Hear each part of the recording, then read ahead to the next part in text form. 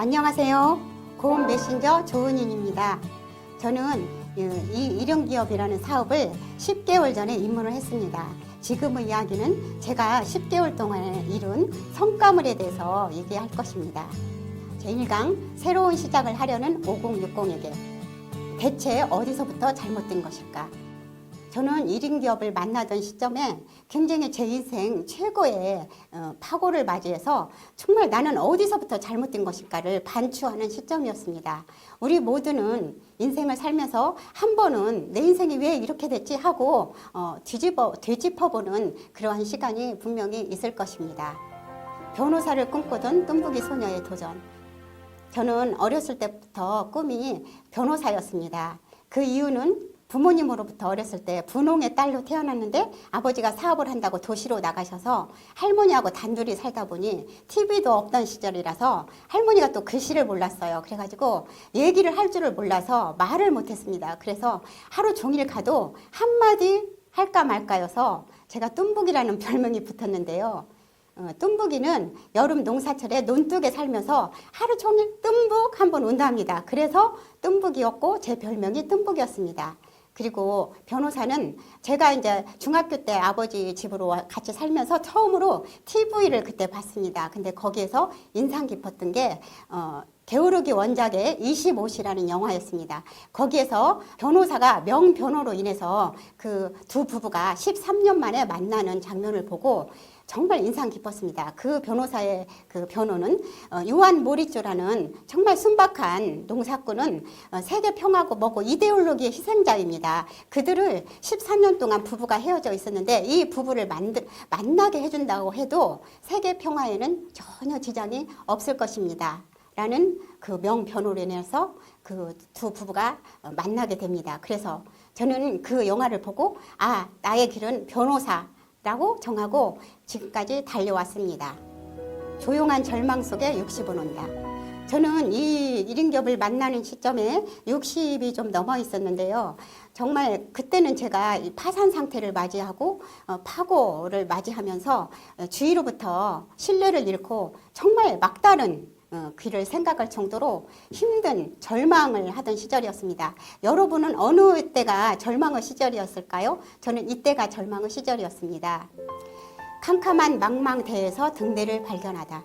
저는 이렇게 정말 절망을 느끼고 있던 시점에 1인 기업가인 어느 대표의 강의를 듣고 그분의 책이 당첨이 되면서 저는 그 책이 저희 집에 배달이 와서 하루 만에 읽고 정신이 번쩍 들었습니다. 그러면서 그때 느끼는 감정이 정말 내가 폭풍우 치는 밤바다에서 캄캄한 망망대해에서 어디로 갈 곳을 몰라 떠돌고 있을 때 저 아련한 섬에서 그 등대가 나한테 불을 비추는 듯한 그런 것을 제가 느꼈습니다. 진정한 승부처는 압도적으로 불리한 상황에서 찾아온다. 저는 진정으로 승부를 내는 것은 압도적으로 불리한 상황에서 낼 때 진정한 승부라고 생각합니다. 모든 것이 잘 되고 잘 돌아갈 때는 그거는 결과는 별로 중요하지 않은 것 같습니다. 정말로 힘들 때 그 상황에서 승부 정신의 승부 근성이 빛을 발휘하는 때라고 저는 생각합니다. 이때야말로 저는 사업은 파산 상태를 맞이했고 주위로부터 신뢰가 떨어졌고 하루에 7, 8통의 빚쟁이로부터 전화를 받고 살아야 될지 죽어야 할지 그런 시점에서 저는 1인 기업을 만났고 이것이야말로 내가 정말 또 한 번 승부를 낼 수 있는 길이라고 생각해서 도전했습니다. 인생은 되돌릴 수는 없지만 다시 시작할 수는 있다.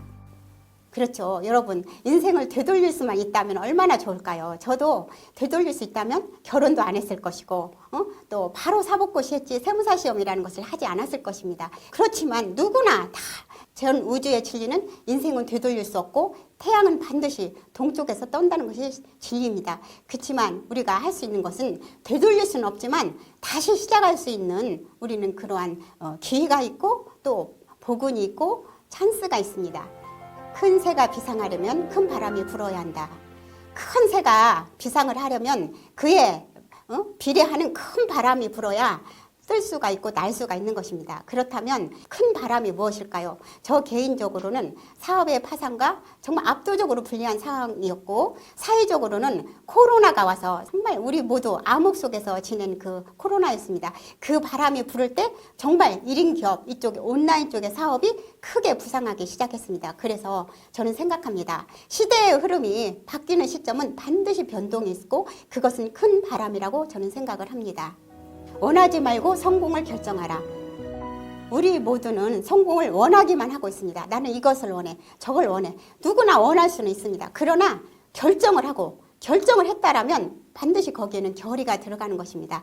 반드시 결정 속에는 내가 하겠다는 결의가 들어가기 때문에 저는 성공은 원할 것이 아니라, 원하기만 할 것이 아니라 반드시 결정을 하고 들어가는 게 먼저 순서라고 생각을 합니다. 살짝 미치면 인생은 즐겁다.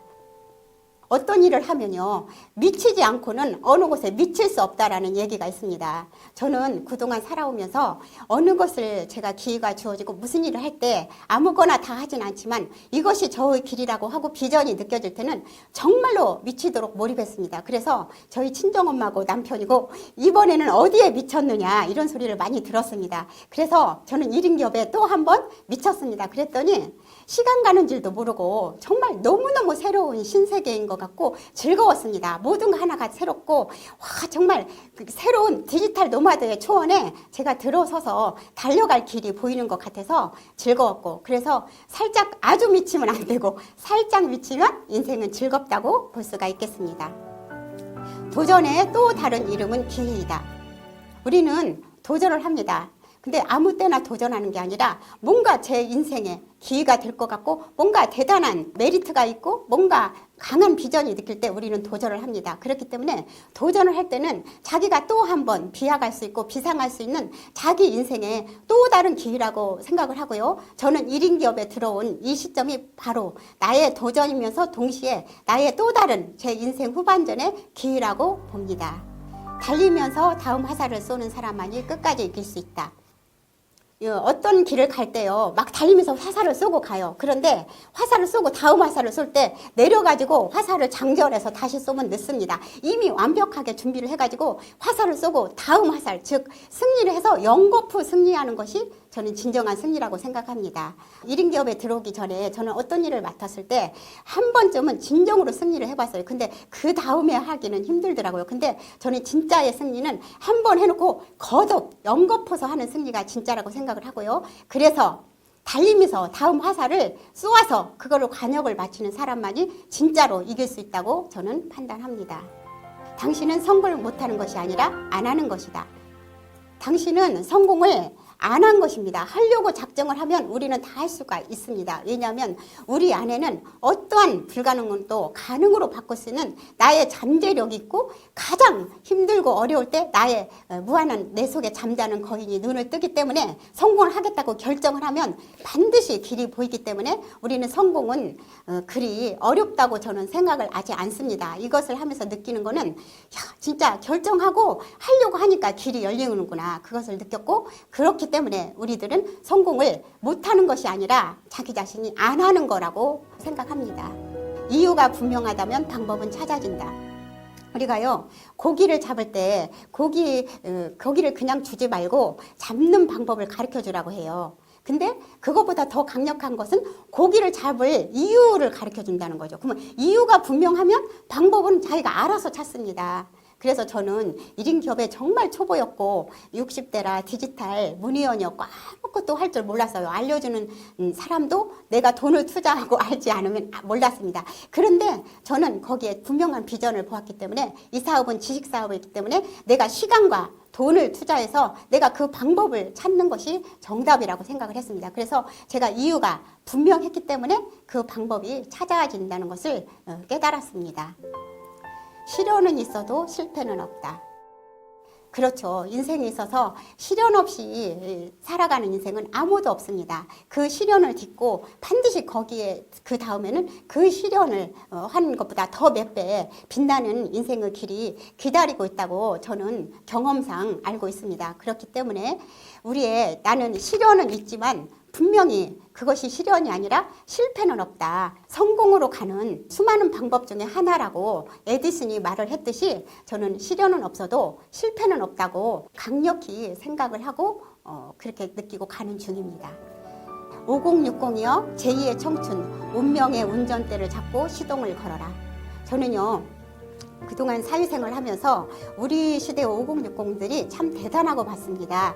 왜냐하면 우리들의 어머니 아버지가 뭐 논 팔고 소 팔아서 막 등록금 내고 그렇게 공부를 시켰습니다. 그렇기 때문에 우리들은 부모님들의 희생으로서 공부를 하는 세대들입니다. 그리고 나서 대기업에 들어가고 직장 생활을 하면서 50대가 되면 은퇴를 준비합니다. 너무나 아깝습니다. 그리고 너무나 많은 학식과 열정과 인생에 정말 제대로 살고 싶은 준비가 되어 있는데 5060들은 은퇴를 맞이합니다. 그럴 때 정말 제2의 청춘입니다. 우리가 100살까지 산다면 50은 난 12시입니다. 그러면 우리들은 인제사 점심을 먹고 커피 한 잔 마시는 타임이라고 볼 수가 있습니다. 그래서 이제부터 새로운 이 기회 앞에 제 1인 기업 디지털 노마드 시기에 새로운 기회를 맞아서 5060은 정말 빛나는 제2의 청춘, 제 인생 후반전에 제2 그라운드를 운명의 운전대를 잡았으니까요. 시동을 힘차게 잡고 걸고 나가야 될 것 같습니다. 지금까지